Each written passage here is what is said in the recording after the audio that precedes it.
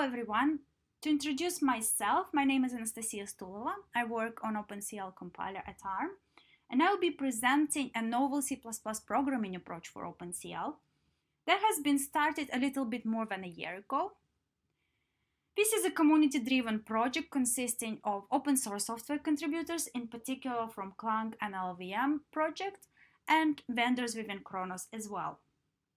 Here is the structure of this talk. I will begin from an introduction, following which I will go over some of the key features of the language presented here. Then I will describe a case study that will hopefully illustrate where this language can be applicable and useful. I will present testing and evaluation, after which I would like to go over development flow that you can use right now should you wish to evaluate the language or maybe even switch to it. I will also present some comparison to related languages and some resources that you can mainly look up offline. And I will conclude with some directions of the future work. OpenCL is well-established technology in many areas for quite a long time now. And in the past few years, we observed a growth in complexity of applications that are run on accelerators supporting OpenCL technology. That means that there is a need for higher level language features such as C++ can provide. And at the same time, separate host and device development flow, even though is not seen as easy one, it allows maximum performance tuning for your architecture. And that's quite important often because developing mature optimizing compilers isn't easy and it takes really long time. And if they are not available or maybe they are not optimizing as well as you wish to, you can use this development flow and it will allow you to performance tune as much as you wish. Right, so let's look at the concept of a language that I'm presenting. It's actually very simple. You can use language features that they're available in OpenCL C, such as kernels, address spaces, OpenCL special types, and you can also use language features from C++, for example, classes, inheritance, template, deduction, and so on. And all of this, both of this is available within one language. Here is an example just to illustrate. We have a template function from C++, and then we have a kernel function from OpenCL, and we instantiate the template inside kernel function. So you can see here we are mixing feature of OpenCL C and C++ in one source. And such translation unit can be compiled already now with Clang. Just use CL C++ std flag. To point out, this is not OpenCL C++ that has been published a number of years ago at Khronos. And that brings me actually to the next slide, just to explain the main difference and the main motivation and design goal for this language was to preserve backwards compatibility to OpenCL C. And we use version 2.0 of OpenCL. Why do we think backwards compatibility is important? Well, first of all, with many years, OpenCL technology was available. There were a lot of kernels and a lot of kernel code written, customized really well for certain architectures. And they are really difficult to rewrite often because, as we all know, debugging on OpenCL accelerators, such as GPU, for example, isn't an easy job. So whatever is developed for such architectures, it's really difficult to port to something new. Then, at the same time, we would like to offer use of existing tools. If you are familiar with certain tool, you use it for quite a while, you might as well prefer to stick to it. And at the same time, it's great for vendors. They don't have to develop new tools. That actually takes a lot of time. And the last important aspect here is that you can just stick to familiar development flow. No need to learn anything new. Another design goal for this language was to actually provide support for as many C++ features as possible. And that's to allow developers taking advantage of modern C++ features and stick to familiar C++ programming paradigms. Let's look at some of the key features of this language. First of all, even though I mentioned that we aim at backwards compatibility with OpenCL C, there were some areas where it wasn't possible, and that's mainly because C++ wasn't fully backwards compatible to C. In order to provide more helpful behavior to either developer or compiler, and wherever that was the case in OpenCL mode, we will stick to C++ behavior, simply because it's normally more improved behavior. And here I list some of probably most common areas where it's going to be different. For example, implicit conversions are more strict, and they are always in order to prevent undesirable behavior. In this example, if we have a pointer to constant object and it's being used to initialize a pointer to non-const object, that's not going to compile in C++ and in C++ for OpenCL as well. Another area is null. In C and OpenCL C, we didn't actually have any explicit way to represent null. We used our language feature for its representation. In C++, it's not the case. There is explicit null PTR literal to be used to represent null, and therefore the old representation is not going to be available. Restrict functionality is not supported in C++. Clang provides experimental support of __ restrict should you wish to try it out and see if it works for your use cases. Go2 has more restricted usage. In particular, you wouldn't be able to jump to a level passing variable declaration. And we also don't enable OpenCL2 blocks that come from Objective-C, because in C++ you can simply use lambda, which is much better feature to use. Unfortunately, there are a number of restrictions that we had to post to C++ features. In particular, one of the biggest one is the use of virtual function is not allowed. However, if you are interested to use polymorphic behavior in your code, you can still use curiously recurring template patterns and use kind of static polymorphism using templates. That's not ideal, and we believe potentially in the future some of the vendors that can provide efficient support of this feature might propose extensions and allow the usage of virtual function.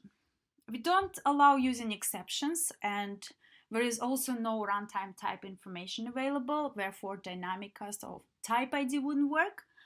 There is only placement, new and delete operators available, simply because in OpenCL devices, memory allocation is quite problematic, and we don't support C++ standard libraries as well.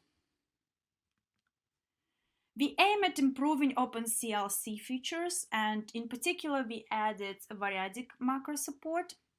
We also improved some behavior of atomics. For example, OpenCL2 atomics can be used with operators, not only built-in functions. And we also added overloads of older atomic prior to OpenCL2 with generic address space. We aim at constantly improving the old behavior, and it's very likely that in the next months we will add some of the other features or improvements to OpenCL existing features. Now look at address spaces.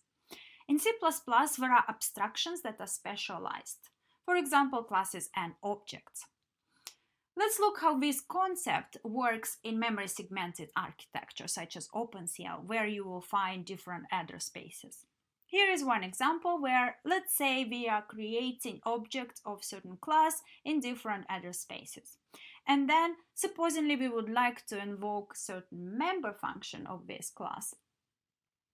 What happens with every member function? Implicitly, it will get a pointer to an object. And that's how C++ implements encapsulation, where you can simply just use a data member of certain object by passing an object into a method.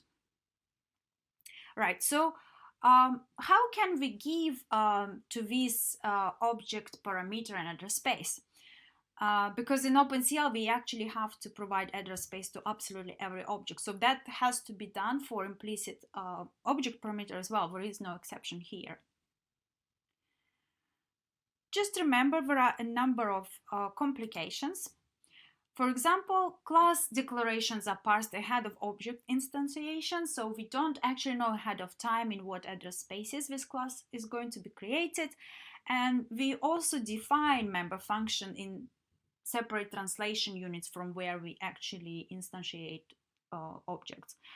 That creates extra complications because, as you can see, we can know ahead of time in what address space we should actually have our object parameter. So C++ compiler will not be able to know it ahead of time. One solution to that could be we could just duplicate our member function. That's absolutely not ideal because we obviously don't want to increase our binary size and we don't want to also increase compilation time due to that. So let's see how we can solve this problem in OpenCL. In OpenCL 2, we had such concept as generic address space. What does it mean? Just to recap the concept quickly for you, we could, in OpenCL 2, declare generic pointers. And those were pointers that actually didn't bind to any particular memory segment. They were kind of bound to memory segment dynamically. So here we have a generic pointer PTR. And what does it mean? We can actually assign pointer to object A, which is in global address space, or we can also assign a pointer to object B, which is in local address space. That just works fine with generic pointers.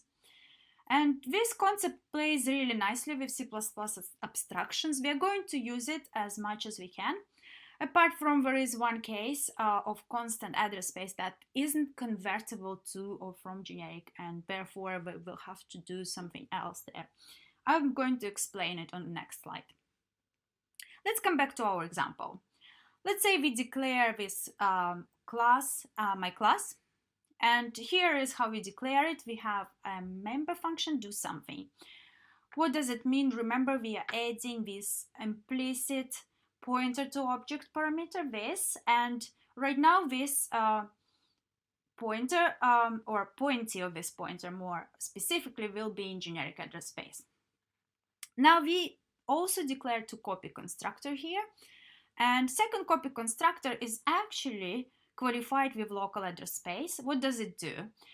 This alters address space of our object parameter, and it will be in this case in local address space.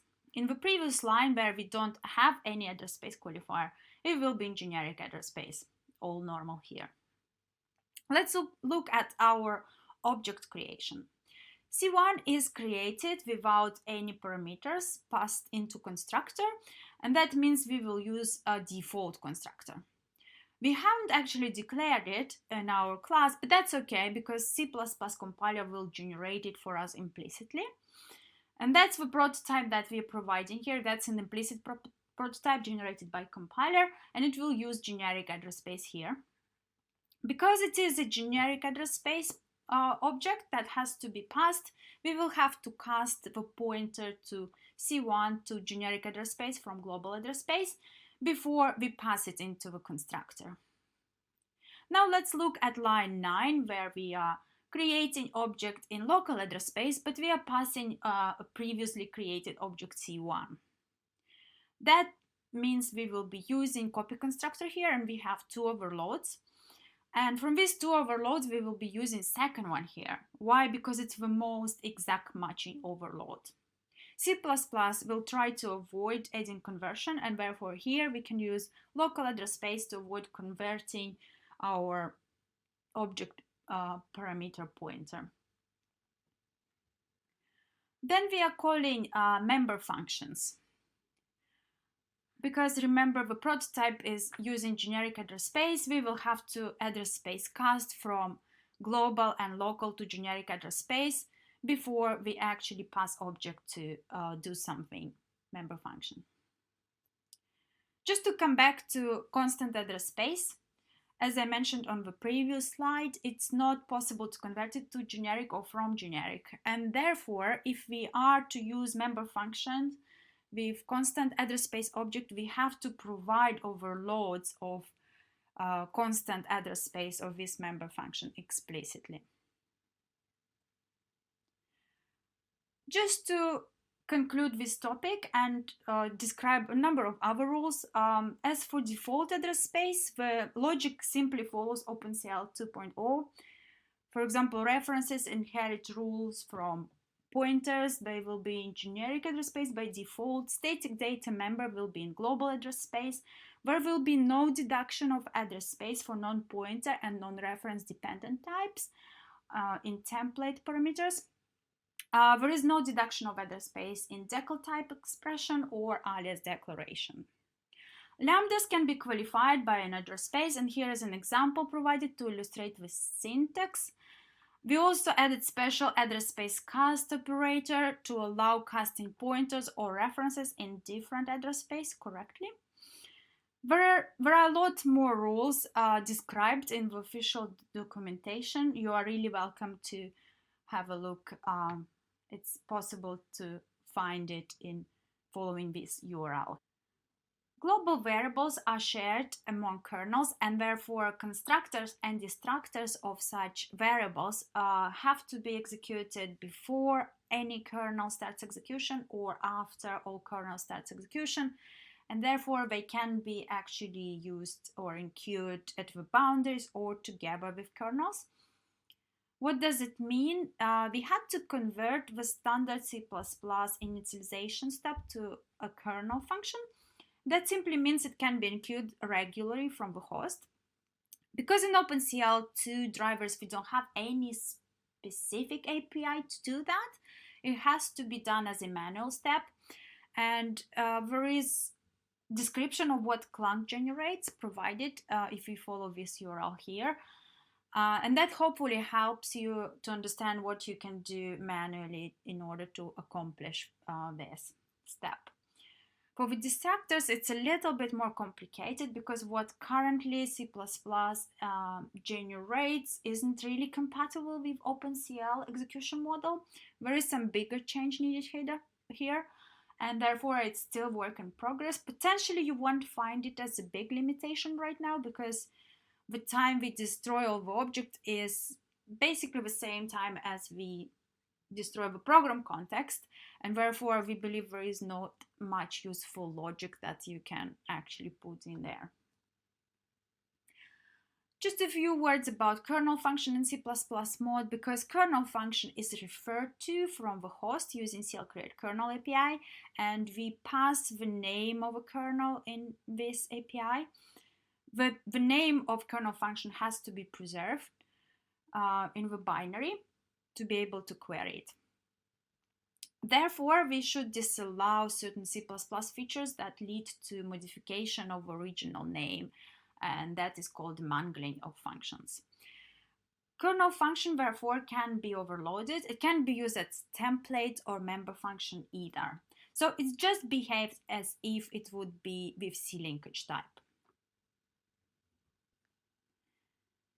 Now that we finished overview of our language, let's look at case study. There is ARM Compute library that provides primitives for machine learning and neural network frameworks. And we looked at one primitive, convolution, that is actually quite common. Here is how we can write it in C++ for OpenCL, preserving the same hardware customization as its OpenCL C counterpart. First of all, we declare a class to compute one row of convolution. This will be a template class, and it will take parameter t, which will be a type of a convolution, and it will also take an integer value that will be the size of convolution. There are two data members. First will contain our data that we operate on, and second is a row of matrix coefficients.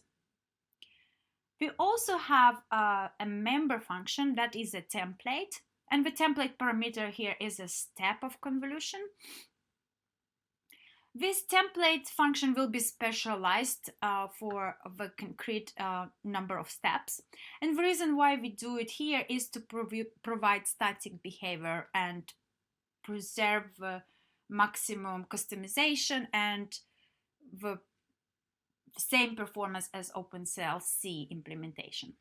So every of these specialization will compute the raw convolution for the current step.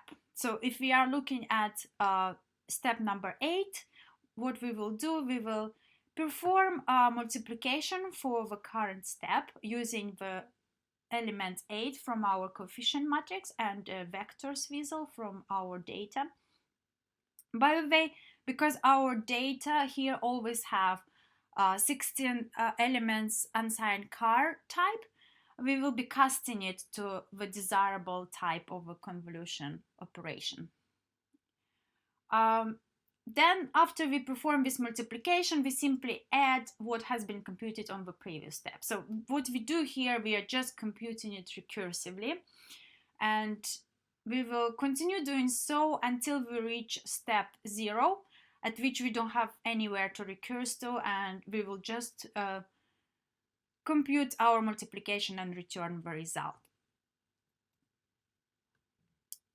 We can use our helper class written on the previous slide, one row, here in the computation of a full convolution n by n. Similarly, this convolution function is a template function with 2 arguments, data type and dimension of a convolution. We pass image to it as a parameter, and also matrix of coefficient, full matrix here, and a scale factor. We declare a variable that contains the result, and we iterate through all of the rows in our matrix. And for each row, we will load an element from an image, and we will then create an object of our helper class, passing currently loaded area from an image and a row from the matrix of coefficients. And then we will simply use the method that computes the convolution for one row. At the end, we will divide by scale factor to return the result. Just to sum up and put it all together, here is how we can use our convolution inside the kernel. By the way, this kernel can be found in the ARM compute library, and it is currently using OpenCL C version of convolution, but here we simply illustrate how we can replace it with a C++ for OpenCL implementation. We will use short 8-element vector type and dimension 3, and all the coefficients to the matrix of coefficients are passed from the command line during compilation using -d. The same happens for scale. By the way, we also provide declaration or veccast here, and that's simply a function that will use convert functions for vectors in OpenCL C underneath. It's just a syntactic sugar to make it more readable. And we also provide declaration of our image class here. The OpenCL C source can be looked up following this link, and it has implementation of convolution for 3x3, 5x5, and 7x7 and 9x9 dimension. And in total, it's more than 200 lines of code in OpenCL C. In C++ for OpenCL, it's about 30 lines. So you can see that we could significantly reduce the amount of code if we could use C++ for OpenCL for these libraries. And that's without any performance loss, because we just kept the same hardware optimization in our implementation in C++ for OpenCL. In the next few slides, I will go over testing and evaluation for this language. First of all, we wanted to make sure that we are backwards compatible to OpenCL C, and therefore we run quite a bit of OpenCL C content already, in particular conformance tests for OpenCL 2.4, mainly passing in this C++ for OpenCL mode. There are about 11 failures, and I think we looked and examined all of them, and we're quite sure that we will be able to pass all of them quite soon. We are also looking at OpenCL C benchmarks. We also evaluated some sample examples running in Vulkan driver through CLSPV compiler and CLVK runtime. And there is work ongoing for porting existing applications from other languages into C++ for OpenCL. I'm going to talk a little bit more about it. You probably all heard, or some of you have heard, about this exciting experiment from CERN Research Center in Switzerland about Large Ion Collider. And from 2021, it will record collision of lead nuclei at a rate of 50 kHz. There are several thousand of particles in each collision, whose trajectory must be found using measured 3D space points. And all of the data will be processed in real time using GPUs. As you can see, it's really an exciting project and very large scale project for GPU area. This code is written in C++ because obviously with the complexity that it has, C++ features are quite desirable. And there are preprocessor macros actually substituting into concrete language keywords, and that's how this framework provides some sort of retargetability to different programming models. It has support of CUDA since 2010 and OpenCL 1.2 with AMD C++ extension since 2015. Currently, there is ongoing research to support HIP and C++ for OpenCL. As for C++ for OpenCL, it now fully compiles the full code base, that is about 12,000 lines, down to SPIR-V using LLVM10 and LLVM SPIR-V tool. And the next step for CERN is to inject the SPIR-V generated offline on Mali driver. I would like to talk a little bit about overheads because it's constantly a concern that is raised when applications are ported or then development is transitioned from C to C++. And that's actually a valid concern. Something to point out regarding OpenCL features, they are handled exactly the same way in both OpenCL C and C++ for OpenCL, and therefore no overheads should occur. So most differences will come from C and C++, and it's actually an old debate that I'm not going to dive into deeply, but I just would like to point out a couple of common facts. For example, most of C-style features will behave in just exactly the same way in C++, and therefore there wouldn't be any differences in terms of overheads. Something to point out for C++ is that it often hides overhead because it allows you to write things very nicely and very concisely, but there might be a lot of extra steps that compiler inserts underneath, and that's something to keep in mind and something to understand before starting to write applications. One example we have seen on the slides already, the implicit object pointer parameter that is added to all member functions. Another important things about C++ is that it allows more optimization just because the C++ language features will tailor to be more friendly to optimization to compilers. And modern compilers are actually really good at optimizing C++ code simply because there are a lot of people working on these optimizations, and some of very common one are devirtualization that allows to remove virtual functions, or constructor and destructor inlining that often occurred in applications, most of applications, in most of cases. There is a lot of material available about how to write low overhead C++ code and how to understand it. I particularly would like to recommend technical report on C++ performance that goes over most common features in C++ and describes their overhead and their performance implications. let me explain you now how you can take advantage of this new language in your development flow already now. You start as usual, you have your source code written in a translation unit in C++ for OpenCL. You can compile it with Clang, just use CL C++ as CLstd flag, and then remember to pass the target triple that you need. You can compile for a concrete device binary using one of the following targets or maybe some other target available upstream, or you can compile into an intermediate format into Spear. Once you generate your bitcode file in intermediate format, you can use it to convert from this intermediate representation into SPIR-V file with LLVM SPIR-V tool. You can actually link multiple SPIR-V files using SPIR-V link, and they don't have to come from C++ for OpenCL. You can freely mix them with OpenCLC files that come from OpenCLC. Just remember, in C++ mode, you will have to use C linkage for functions from OpenCLC.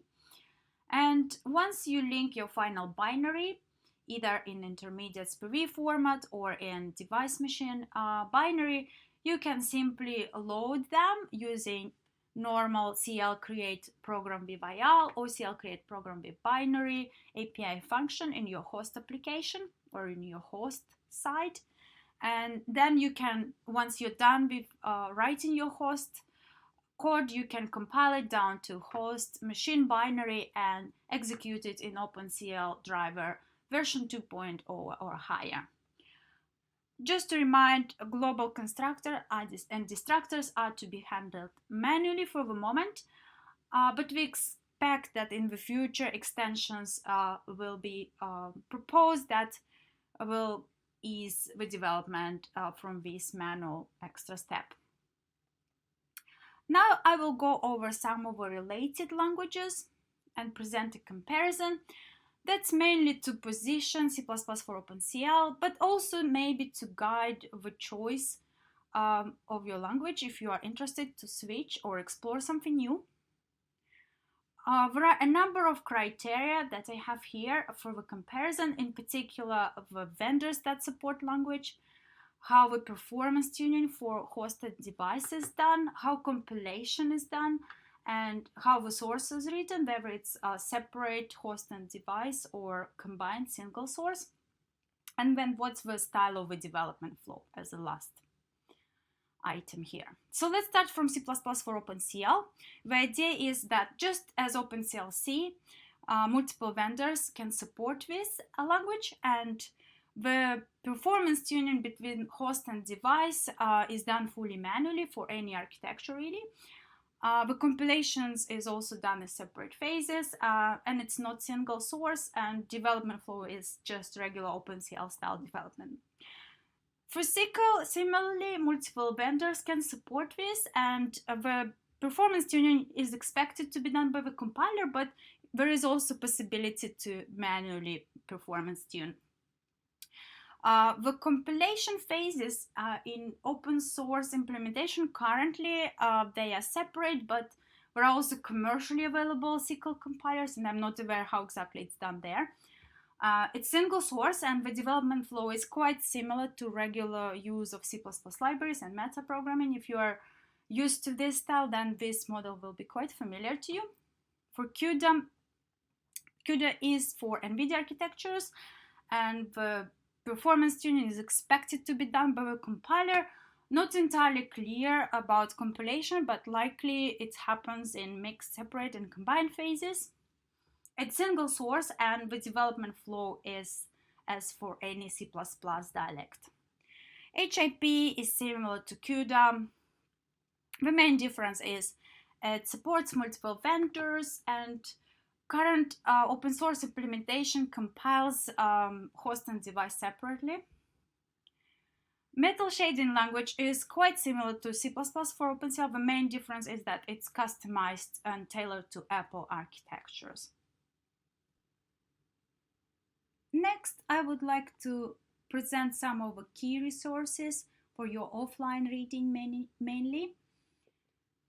You can find full documentation of a language just following this first URL here. It's hosted on the repository of Khronos group on GitHub. And you can submit any feedback or any suggestions using issues of OpenCL doc repository on GitHub.